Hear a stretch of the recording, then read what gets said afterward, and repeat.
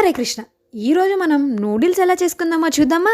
దీనికోసం ఒక ప్యాన్లో వాటర్ వేసి నూడిల్స్ వేసి కొంచెం సాల్ట్ పైనుంచి ఆయిల్ వేసుకొని బాగా ఉడకపెట్టుకొని ఒక చిల్లులు తీసుకొని వాటిని వడకట్టుకోవాలన్నమాట. వడకట్టుకొని పైనుంచి చల్లనీళ్ళు పోసుకున్నామో విడివిడిగా వస్తుందంట. తర్వాత మనం ఏం చేయాలో తెలుసా? ఒక ప్రొఫెషనల్ బాండిల్ తీసుకొని ఆయిల్ స్ప్రెడ్ చేసి గుడ్డుని హాఫ్ బాయిల్ చేసి పక్కన పెట్టుకోవాలి.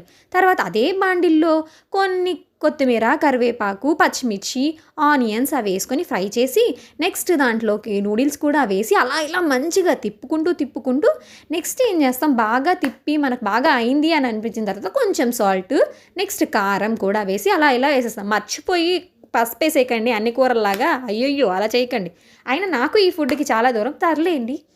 గరం మసాలా, చికెన్ మసాలా వేసుకొని మళ్ళీ ఇలా అనేసి సోయా సాస్, చిల్లీ సాస్ అంటూ వేసేసుకొని బాగా ఫ్రై చేసుకోవాలన్నమాట. అలా ఫ్రై చేసుకున్న తర్వాత ప్లేట్లోకి తీసుకొని సర్వ్ చేసుకోవాలి. మీకు టేస్టింగ్ కావాలంటే టేస్టింగ్ సాల్ట్ కూడా కలుపుకోండి. అబ్బో భలే వచ్చింది. కానీ ఐ హేట్ ఫాస్ట్ ఫుడ్.